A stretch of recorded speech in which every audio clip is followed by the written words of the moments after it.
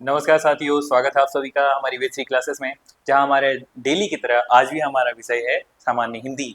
और सामान्य हिंदी में हमने संधि पूरी कर ली है। अब हमारा विषय है समास का। ठीक है, तो अब हम बात करने वाले हैं समास के बारे में। तो समास क्या होता है, ठीक है। तो चलिए आज समास के बारे में थोड़ा अध्ययन देख लेते हैं कि समास क्या होता है। ठीक है, समास का अर्थ होता है संक्षिप्त रूप। क्या होता है? समास का अर्थ होता है संक्षिप्त रूप। ठीक है, किसका संक्षिप्त रूप? पदों का। ठीक है, इसका अर्थ क्या हो गया? पद का अर्थ क्या हो गया? जब किन्हीं शब्दों को आप वाक्य में पिरोते हैं और उनको एक साथ गूंथते हैं तो हम पदों को उनका नाम क्या कहते हैं? पद कहते हैं। तो पदों का संक्षिप्त रूप ही हमारा क्या कहलाता है? समास कहलाता है। अब समास की यदि हम बात कर रहे हैं बच्चों, तो समास हमारा कितने प्रकार का होता है? ठीक है ना, समास के कितने भेद होते हैं? तो समास के हमारे 6 भेद होते हैं।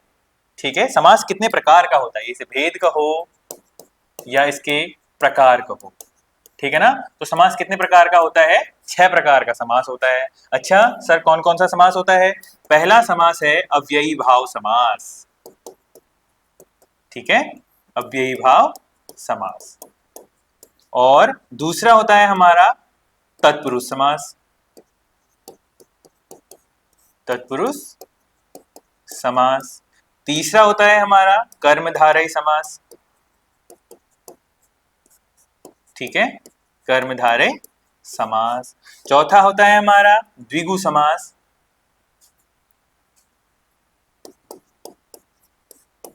द्विगु समास, संख्यावाचक समास। पांचवा होता है हमारा द्वंद्व समास। द्वंद्व समास। और छठा और अंतिम बहुव्रीहि समास। बहुव्रीहि समास। तो बच्चों ये हमारे क्या होते हैं? 6 तरीके के समास के प्रकार होते हैं।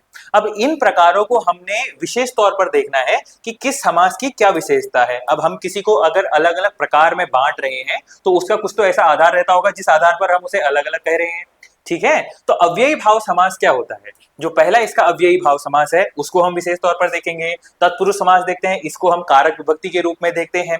अगला कर्मधारय, इसमें विशेषण और विशेष्य की विशेषता के आधार पर देखते हैं। और द्विगु समास में हम देखते हैं कि संख्यावाचक शब्द पूर्व में आता है, उस आधार पर देखते हैं। द्वंद्व समास में क्या होता है? दोनों पदों की इसमें प्रधानता होती है। और बहुब्रीहि समास में किसी अन्य या तीसरे शब्द की इसमें प्रधानता होती है या पद की प्रधानता होती है।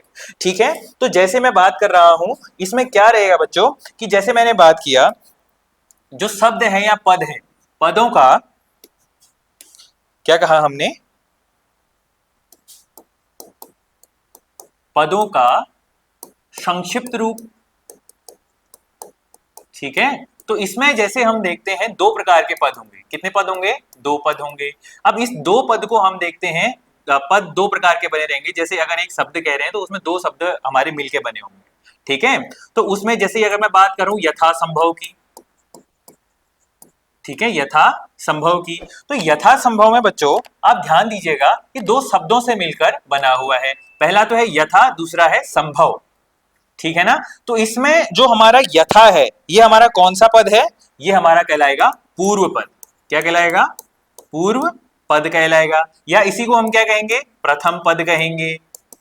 ठीक है, प्रथम पद कहेंगे। अब जो हमारा इसके बाद अगला वाला आया हुआ है, इसके पीछे वाला है, इसको क्या कहा जाएगा? उत्तर पद। क्या कहा जाता है? उत्तर पद। ठीक है, उत्तर पद मतलब बाद में आने वाला पद, और पूर्व पद का अर्थ हो गया पहले में आने वाला पद। तो इसी आधार पर हम सभी समासों में देखेंगे कि किसमें कौन सा पद प्रधान होगा। मतलब प्रधानता का मतलब है कि किसको हम अधिक महत्व दे रहे हैं शब्द को उच्चारित करने में। ठीक है ना, तो उसी आधार पर हम देखते हैं सबसे पहले अव्ययी भाव समास को। ठीक है, यदि मैं अव्ययी भाव समास की बात करता हूं तो सबसे पहले इसके अंदर हम देखते हैं कि इस समास में पहले बात तो पूर्व पद की प्रधानता होती है। किसकी? पूर्व पद की प्रधानता होती है। ठीक है, पूर्व पद का अर्थ क्या हो गया? अगर हम इन शब्दों को देखेंगे तो हम पहले वाले शब्दों को देखेंगे बच्चों, ये पहले वाला। ठीक है ना, जब 2 शब्दों से ये मिलकर बना हुआ है यथा धन संभव, तो हम पहले वाला जो यथा है उसको देखेंगे। दूसरा क्या कह रहा है? इसमें उपसर्ग सूचक शब्दों की भी इसमें क्या होती है? उपयोगिता होती है। ठीक है, उपसर्ग सूचक शब्द भी उपस्थित होते हैं। ठीक है, उपस्थित होते हैं। तो इसके जो हमारे कुछ उदाहरण आते हैं, पहला तो आपने ध्यान देना है कि पूर्व पद की प्रधानता, इसीलिए मैं आप जोर दे रहा हूं पदों पर कि यदि आपसे आप पिछले सालों के अगर कोई पहले के पेपर देखते हैं तो उन प्रश्नों में भी आपको किस पद की प्रधानता है, किस समाज में कौन सा पद प्रधान है, इस तरीके से आपसे कई बार प्रश्न पूछा गया है, तो ध्यान देने योग्य, ठीक है ना। अब यही इनके हम उदाहरण को देखते हैं। यदि मैंने इसमें कहा उपसर्ग सूचक इसमें शब्द होते हैं, अर्थात इसमें आपको उपसर्ग की भी उपयोगिता मिलेगी। और यदि इनमें किसी अन्य जैसे अगर आप अन्य पदों को देखते हो तो उनमें दोहराए गए जो पद होते हैं वो भी क्या होते हैं, अव्ययी भाव के उदाहरण होते हैं, ठीक है। दोहराए गए पद भी अव्ययी भाव के उदाहरण होते हैं, ठीक है। तो इसमें जैसे अगर मैं बात करता हूं सबसे पहले आजन्म, तो इसमें प्रधानता किसकी है, आ की। क्यों? क्योंकि ये जीवन पर्यंत होने वाली घटना के बारे में कह रहा है। तो क्या कह रहा है ये, आजन्म का अर्थ क्या हो गया, संपूर्ण जीवन के साथ, ठीक है ना। आजन्म मतलब संपूर्ण जीवन में, संपूर्ण जीवन में। तो बच्चों इसमें प्रधानता किसकी है, आजन्म मतलब जन्म से लेकर, क्षमा करें यहां पर मेरे से पूरा संपूर्ण जीवन हो गया, इसका मतलब होता है जन्म से लेकर, ठीक है, जन्म से, जन्म से लेकर। तो जन्म से लेकर अगर ये बता रहा है तो आजन्म में इसमें कौन से पद की प्रधानता है, पूर्व पद या प्रथम पद की प्रधानता है। अगला प्रतिदिन, उपसर्ग सूचक शब्द हमारा प्रति भी है और इसकी इसमें प्रधानता होती है, तो ये किसका उदाहरण है, अव्ययी भाव का उदाहरण है, ठीक है, अव्ययी भाव का उदाहरण है, ध्यान दीजिएगा। प्रतिदिन और हाथों हाथ, जैसे अगर मैं इसके बीच में हाथों हाथ में बीच में योजक चिन्ह का भी यदि मैं प्रयोग करता हूं और रिपीट जो किसका हुआ है हमारे यहाँ पर हाथों हाथ का, तो ये उदाहरण भी किसका होगा, अव्ययी भाव का। अगला पल पल समानार्थी सूचक शब्द है, क्योंकि इसी की प्रधानता है तभी उसी शब्द का पुनरावृत्ति हुई है, तो ये हमारा उदाहरण किसका है, अव्ययी भाव का। और दिनों दिन ऐसे भी शब्द आते हैं, दिनों दिन। अगला है रातों रात, ठीक है, रातों रात पूर्व पद की ही प्रधानता है, तभी जाके हमारा दूसरा पद भी उसमें क्या हो रहा है, पुनरावृत्तित हो रहा है। तो इस प्रकार के समास को हम क्या कहते हैं, पहला वाला अव्ययी भाव समास कहते हैं। अगला इसके बाद बच्चों हम बात करते हैं कर्मधारय समास की, तत्पुरुष समास की इसके बाद बात करेंगे। अब पहला बात करते हैं हम कर्मधारय समास की। अब कर्मधारय समास क्या कहता है कि कर्मधारय समास में पहली बात तो है कि इसमें उत्तर पद की प्रधानता होती है। उत्तर पद मतलब बाद में आने वाला है द्वितीय पद, उत्तर पद या द्वितीय पद की प्रधानता होती है, ठीक है, द्वितीय पद की प्रधानता होती है, ठीक है। दूसरा क्या कह रहा है, इस समास में विशेषण विशेष की भूमिका रहती है। इस समास को किस अन्य नाम से भी जाना जाता है, विशेषण विशेष की प्रधानता रहती है, ठीक है ना, रहती है, विशेषण विशेष की प्रधानता रहती है। विशेषण क्या होता है, जिसकी, जैसे संज्ञा और सर्वनाम की इसी परिभाषा के रूप में अगर मैं आपसे कहूं तो जिस संज्ञा और सर्वनाम शब्द की आप विशेषता बताते हैं उसे विशेषण कहते हैं, और जिसकी विशेषता बताई जाती है उसे विशेष्य कहते हैं। तो इसमें प्रधानता रहती है। यदि मैं बात करता हूं महापुरुष की, तो महापुरुष को यदि आप इसका अगर आप विग्रह करोगे, समास का इसका आप विग्रह करोगे तो क्या होगा, महान है जो, महान है जो पुरुष, तो ये क्या कहलाएगा, महापुरुष कहलाएगा। तो विशेषता क्या बताई जा रही है पुरुष की, कि पुरुष क्या होता है, महान। विशेषता किसकी बताई जा रही है, विशेष्य की। तो यहां पर जो महान शब्द है हमारा वो हमको किसको बता रहा है, विशेषता या विशेषण बता रहा है। और यदि मैं बात करता हूं पुरुष की, तो पुरुष यहां पर किसके रूप में प्रदर्शित हो रहा है, विशेष्य के रूप में, जिसकी विशेषता बताई जाती है। तो जहां पर विशेषण विशेष की प्रधानता आती है उस समास को कर्मधारय समास कहते हैं। दूसरा इसका क्या बिंदु है, उत्तर पद की या द्वितीय पद की प्रधानता रहती है। द्वितीय पद कौन सा है, पुरुष, ठीक है, महान और पुरुष। तो समास का विग्रह क्या हो गया, महान है जो पुरुष। तो ये कौन सा किसका उदाहरण हो गया बच्चों, कर्मधारय समास का। अगला यदि मैं बात करता हूं परम परमात्मा, तो ये इसका अगर मैं विच्छेद करता हूं, यदि मैं इसका विग्रह करता हूं समास का, तो ये क्या कहलाता है, परम है जो आत्मा। क्या कहता है ये, परम है जो आत्मा। परम है जो आत्मा। तो आत्मा की विशेषता क्या है कि वह परम है, मतलब सर्वोत्तम है। तो यहां पर कौन सा समास आएगा हमारा? कर्मधारय समास आएगा। यहाँ पर भी कर्मधारय का उदाहरण है। अगला मैं यदि मैं बात करता हूं पीतांबर, पीत है अंबर जिसके, किसके? भगवान श्री कृष्ण के। ठीक है ना? क्या कह रहा है? पीले हैं अंबर, अंबर मतलब कपड़े, ठीक है, जिनके, तो क्या है वो? भगवान श्री कृष्ण। यदि मैं इसके पीछे पीतांबर, पीले हैं अंबर जिसके भगवान श्री कृष्ण कहता हूं, तो यहाँ पर बहुब्रीहि समास आएगा बच्चों। ध्यान दीजिएगा, मैं विशेषता बता रहा हूं यहाँ पर किसकी? अंबर की। अंबर की विशेषता बता रहा हूं कि उनका रंग कैसा है? पीला है। तो यहाँ पर इस स्थिति में कौन सा समास होगा? कर्मधारय समास होगा। ध्यान दीजिएगा, यदि मैं यहाँ पर उल्लेख करता हूं भगवान श्री कृष्ण का अलग से, तो वहां पर कौन सा समास आएगा? बहुब्रीहि समास आएगा। तो वहां पर आपको थोड़ा रुक के देखना है और क्वेश्चन को ध्यान पूर्वक समझना है, वरना आपका 1/2 0.25 अंक गया। ठीक है, तो ध्यान सोच समझ के करना है। यदि मैं अगली बात करता हूं नील गाय, नीली है जो गाय, ठीक है, नीली है जो गाय। तो गाय की विशेषता क्या है कि वो कैसी है? नीली है। तो यहां पर भी कौन सा समास उपस्थित होगा? कर्मधारय समास। और यदि मैं बात करता हूं पर्णकुटी, एक बहुत सुंदर है पर्णकुटी, पत्ते की कुटिया, पत्ते की कुटिया। अगला मैं बात करता हूं राजप्रासाद, ठीक है, राजप्रसाद नहीं है, प्रसाद मंदिरों में मिलता है, और प्रासाद किसे कहते हैं? महल को कहा जाता है। ठीक है, राजप्रसाद का अर्थ क्या होता है? राजा का महल। क्या है? राजा का महल। प्रासाद का अर्थ क्या होता है? महल। तो यहां पर भी कौन सा विषय है हमारा? कर्मधारय समास है। अगला हमारा आता है पकौड़ी, नाम तो बहुत सुना होगा, किसी के मुंह में तो पानी भी आ गया होगा। क्या कह रहे हैं? पकौड़ी। सर पकौड़ी की याद मत दिलाओ अभी, हैं? तो क्या है?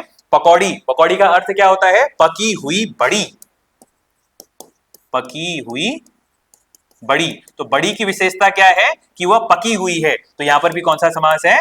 कर्मधारय समास। ठीक है ना? और हमारे इसके और उदाहरण भी होंगे, तो थोड़ा आप इसमें ध्यान दीजिएगा कि जहां पर विशेषण और विशेष्य की विशेषता बताई जाए वहां पर कर्मधारय समास होता है। बच्चों अगला हम समास के बारे में बात करते हैं, तो द्वंद्व समास की हम बात करेंगे। ठीक है ना? द्वंद्व समास क्या होता है कि जो हमारे पद होते हैं, जो हमारा समास होता है, जिसमें क्या होता है? दोनों पदों की प्रधानता होती है, जिसमें दोनों पदों, कौन से पद? पूर्व पद और उत्तर पद, दोनों पदों, ब्रैकेट में पूर्व पद तथा उत्तर पद की प्रधानता रहती है। तो वो कौन सा समास है? पहली बात तो द्वंद्व समास है। ठीक है, और इसमें जो शब्द होते हैं या इस समास में पद, इस समास में आपस में किस तरीके से जुड़े रहते हैं? योजक चिन्ह से जुड़े रहते हैं। ये विशेष ध्यान दीजिएगा। ठीक है, जहां पर आपको योजक चिन्ह दिखेंगे, योजक चिन्हों से, ये योजक चिन्ह डैश होता है बीच में, देख रहे हैं आप सभी के बीच में, लगभग आपको सभी को मिल रहा होगा, योजक चिन्ह से जुड़े रहते हैं। तो ये इसका दूसरा बिंदु हो गया। पर अगर मैं आपको वास्ट लेवल में कहूं तो द्वंद्व समास के 3 भाग होते हैं, 3 भेद होते हैं। कौन सा सर? एक होता है इतरेतर द्वंद, दूसरा होता है समाहार द्वंद, तीसरा होता है वैकल्पिक द्वंद। तो हम उतने विशेष डिटेल में नहीं जाएंगे, बस आप एक परीक्षा की दृष्टि से आपसे यदि पूछा जाता है कि निम्नलिखित में कौन सा द्वंद्व है जिनमें दोनों की प्रधानता होगी, जैसे भाई अथवा बहन, तो आप संबंधों में भाई और बहन में डिफरेंशिएट क्रिएट नहीं कर सकते हैं, तो दोनों पदों की यहां पर प्रधानता होती है। ठीक है, तो जहां पर भाई बहन जैसा ऐसा शब्द है, तो वहां पर आपको कौन सा समास मिलेगा? द्वंद्व समास मिलेगा। ठीक है, द्वंद्व समास। चिंता नहीं कीजिए, ये दोनों एक ही चीज है। जैसे मैं इसमें द्वंद्व ऐसे लिखा हुआ है, सर ने द्वंद्व ऐसे लिखा हुआ है, कहीं सर गलत तो नहीं लिख रहे हैं? नहीं बच्चों, यहाँ पर आधा दो व के ऊपर चढ़ा हुआ है। जैसे अगर यदि मैं बात करता हूं शब्द की, ठीक है ना, यदि मैं यहाँ पर एक शब्द की बात करता हूं, यदि मैं आपके सामने एक शब्द लेके आता हूं, इस तरीके से मैं यदि आपसे बताऊं, एक शब्द की बात करता हूं, शब्द पे आपको ब दिख रहा है आधा, ठीक है, तो शब्द में आधा ब है। आपको इस तरीके से, अगर मैं इसको इस तरीके से लिखता हूं, स ब के नीचे हलंत और द, तो इनमें कोई चेंजेस नहीं है। पर यदि मैं द्वंद्व को इस तरीके से द्वंद्व या आधा द, व के पीछे अनुस्वार और द आधा और व ये लिख रहा हूं तो दोनों एक ही चीज है बच्चों, ठीक है ना, दोनों समान चीजें हैं। तो आपको शब्द को वर्ण विच्छेद के रूप में भी लिखना आना चाहिए। अगला माता पिता, इसमें माता की भी प्रधानता है, पिता की भी प्रधानता है, तो ये भी द्वंद्व समास का उदाहरण है। देश विदेश, देश और विदेश की यहाँ पर विशेषता की जा रही है। बीच में योजक चिन्ह का अर्थ यहाँ पर या तो और होगा या होगा या अथवा, ठीक है, ये भी लिख लीजिए। योजक चिन्ह का अर्थ क्या हो सकता है हमारे पास, या तो या होगा या और अथवा, इनमें से इसका उत्तर आएगा। जैसे आप कहेंगे भाई और बहन, माता और पिता, देश और विदेश। आपने क्या जिंदगी में आकर पाप पुण्य नहीं किए, पाप या पुण्य, पाप और पुण्य, पाप या पुण्य कहते हैं, ठीक है ना। और समाहार द्वंद्व का ये उदाहरण है। अगला पैसा और रुपया और पैसा, ठीक है, तो ये भी हमारा किसका है, द्वंद्व समास का, जो हमारा समाहार द्वंद्व है उसका है, ठीक है। रुपया और पैसा, अन्न जल, अन्न और जल, साग और पात। जैसे आप बड़े हो जाएंगे तो आपको साग पात की जो मूल्य है उसके बारे में ज्ञान हो जाएगा, तो यहाँ पर साग पात हमारा वैकल्पिक का है। भूखा प्यासा, भूखा और प्यासा, ऊंचा और नीचा, ऊंचा और नीचा, यहाँ पर योजक चिन्ह का अर्थ आप देख रहे हैं या और अथवा के रूप में आ रहा है। अगला है छोटा और बड़ा, ठीक है। इसके बाद हमारा बच्चों समास आता है तत्पुरुष समास। तत्पुरुष के हमारे अलग अलग भेद होते हैं, तो उससे पहले एक बार इसको समझने से पहले, इसके कारक चिन्हों को समझने से पहले एक बार मैं आपको बहुब्रीहि समास में बता दूं, फिर उसके बाद हम तत्पुरुष के पास वापस आएंगे, ठीक है ना। तो हम जरा इसको देख लेते हैं। तो हाँ, चलिए पहले द्विगु समास को देख लेते हैं। तो द्विगु समास अपने आप में क्या कह रहा है कि द्विगु समास में यहाँ पर भी द्वि पर आप चिंता नहीं कीजिए, ठीक है ना, इसको भी ऐसे ही लिखा जाता है, द्विगु समास, ठीक है। तो इसमें भी क्या होता है बच्चों, जो प्रधानता होती है वो उत्तर पद की प्रधानता, उत्तर पद की प्रधानता होती है। दूसरा क्या कह रहा है, पूर्व पद संख्यावाचक होता है, पूर्व पद संख्यावाचक होता है, ठीक है। तो ये हमारा समाज, जिस समाज में उत्तर पद की प्रधानता तथा पूर्व पद संख्यावाचक होता है उस समास को कौन सा समास कहते हैं, द्विगु समास कहते हैं। इसके कुछ आपको मैं उदाहरण दे दूं। जैसे आपको सबसे पहले दिखा द्वि पंच से पंचेरित, ठीक है, पंच शेर, 5 शेरों का समूह, ठीक है, 5 शेरों का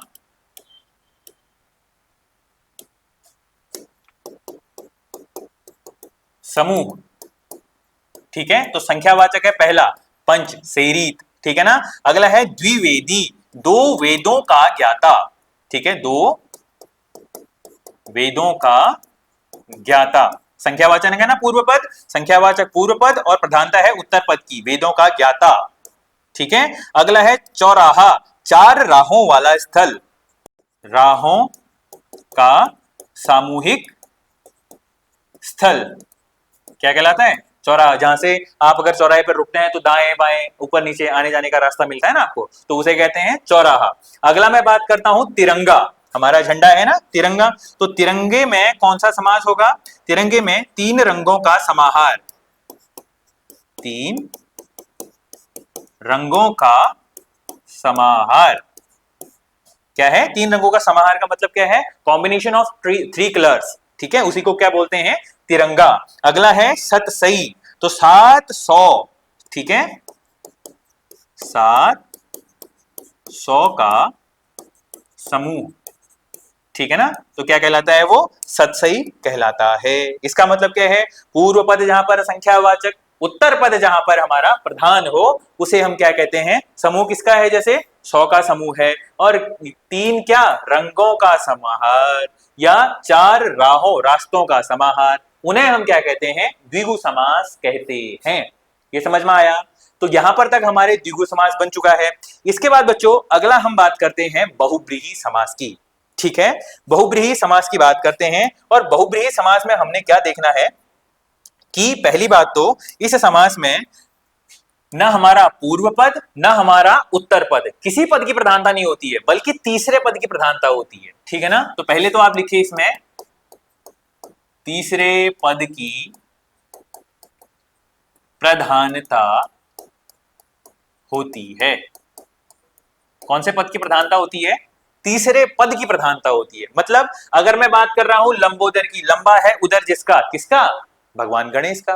तो यहां पर आप भगवान गणेश की बात कर रहे हैं, ना कि लंबा है उदर जिसका किसी व्यक्ति की, या सामान्य तौर पर आप इसका उपयोग करते हैं। सीधे आप लंबोदर कहेंगे तो भगवान गणेश की बात आप करेंगे। यदि मैं कमल नयन, कमल के समान नयन हो जिसके, भगवान श्री कृष्ण, अगर उनकी बात करेंगे तो यहां पर कमल नयन का उपयोग, बल्कि आप बात कर रहे हैं कमल नयन कहकर भगवान कृष्ण की। ठीक है, तो इस प्रकार हम क्या कह रहे हैं, प्रधानता कौन सी होती है? तीसरे पद की प्रधानता होती है। पहला तो ये है हमारा। ठीक है, तो इसके हम उदाहरणों को यदि हम देखते हैं, और बच्चों ध्यान दीजिएगा, बहुब्रीहि शुद्ध शब्द लिखने का भी आप प्रयास करना, क्योंकि शब्द शुद्धि में भी पूछा जाता है। ठीक है, बहुब्रीहि में व्री के ऊपर बड़ी मात्रा और ही के नीचे क्या होता है? छोटी ई की मात्रा। ठीक है ना, अब यदि यहां पर पूछा जाए लंबा है, लंबा है उदर, उदर का अर्थ क्या होता है? पेट, जिसका, सीधे पूछा जाए, अर्थात भगवान गणेश। ठीक है, स्पेस कम है तो मैं यहीं पर सीधे गणेश लिख रहा हूं। ठीक है, श्री गणेश। ठीक है, तो यदि इस तरीके का आता है तो ये किसका उदाहरण है? बहुब्रीहि समास का। अगला कमल नयन, कमल के समान नयन, कमल के समान नयन मतलब नेत्र हो जिनके, भगवान श्री कृष्ण। अगर ये आपको उल्लेख करके बताए कि भगवान गणेश, भगवान श्री कृष्ण, तब इसमें कौन सा समास आएगा? बहुब्रीहि। यदि अगला मैं बात करता हूं त्रिनेत्र, तीन हो नयन जिसके, तीन हो नयन जिसके, अर्थात भगवान शिव। ठीक है, तो इस स्थिति में, वरना त्रिनेत्र देखकर आपके मन में भी आएगा सर ये तो द्विगु समास भी हो सकता है। हाँ, हो सकता है, पर यदि वो स्पेसिफिक आपको बताता है कि भगवान शिव की यहां पर बात हो रही है, तब आप कहेंगे बहुब्रीहि समास, अन्यथा यहां पर बहुब्रीहि समास का कॉन्सेप्ट नहीं आएगा। अगला हमारा है चतुर्भुज, चार भुजाओं वाले, चार भुजाओं वाले, अर्थात भगवान विष्णु। ठीक है, भगवान विष्णु के बारे में यदि स्पेसिफिक बताता है, वरना क्या कहलाएगा? बहुब्रीहि समास, अन्यथा ये हमारा द्विगु समास के अंतर्गत भी आ सकता है। दशानन, दस हो आनंद जिसके, दस हैं आनन जिनके, आनन का अर्थ क्या होता है? सिर। तो कौन है वो? रावण, अर्थात रावण। यदि इस तरीके से आपको प्रश्न पूछता है तो आपने क्या कहना है? बहुब्रीहि समास। और इसके बाद बच्चों अगला हमारा आ रहा है उदाहरण गिरिधर, गिरि मतलब पर्वत को धारण करने वाले। भगवान श्री कृष्ण ने अपनी बाहिनी के जो सबसे छोटी उंगली होती है उससे गिरि को उठाया था ना, तो उन्हीं को क्या कहा जाता है? गिरिधर। ठीक है, गिरि को, गिरि अर्थात पर्वत को धारण करने वाले, अर्थात श्री कृष्ण। ठीक है, तो यहां पर भी क्या होगा? बहुब्रीहि समास। और अगला है विषधर, विष को धारण करने वाले, अर्थात भगवान शिव। ठीक है, तब भी बहुब्रीहि होगा। नीलकंठ, नीला है कंठ जिसका, नीला है कंठ जिसका, ये भी कौन है? भगवान शिव। ठीक है, तो इन स्थिति में बच्चों जहां पर आपको बताया जाएगा कि हम किसको उच्चारित करके आपको बता रहे हैं, उस स्थिति पर आपके जो समास की बात करेंगे, हम कौन से समास की बात करेंगे? बहुब्रीहि समास की बात करेंगे। ध्यान दीजिएगा, बहुत महत्वपूर्ण है। ठीक है ना, और इसके बाद हमारे कुछ आते हैं प्रश्न, और हमारा तत्पुरुष समास रह जाता है। ठीक है, कौन सा समास? अभी तत्पुरुष समास रह गया। तत्पुरुष समास के अंतर्गत आपके क्या होते हैं? कहा था मैंने, कारक विभक्ति। पहले बात तो इसमें कौन से पद की प्रधानता होती है सर? इसमें उत्तर पद की प्रधानता होती है। ठीक है, आज कर लेते हैं पूरा समास। ठीक है, उत्तर पद की प्रधानता होती है, पहली बात। दूसरा, इसमें 6 कारक विभक्ति का प्रयोग होता है। ठीक है, कौन कौन सी कारक विभक्तियां हैं, चलो इन कारक विभक्तियों को भी लिख लेते हैं। पहला तो क्या है, इसमें कर्ता नहीं आता है बच्चों। कारक विभक्ति वैसे सामान्य रूप से 7 होती हैं, पर जो हमारा पहला है कर्ता, कर्ता इसमें नहीं आता है। तो कौन सा आता है सबसे पहले, कर्म को, ये कारक विभक्तियां हैं। ठीक है ना, करण से, संप्रदान के लिए, अधिकरण में पर, सॉरी इसमें आपादान लिखो पहले, आपादान से ये लिखेंगे अधिकरण। ठीक है, आपादान से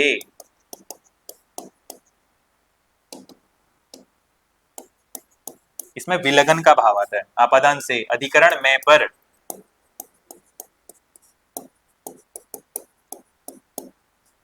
ठीक है, संप्रदान के लिए, आपादान से, अधिकरण में पर, संबंध का के की,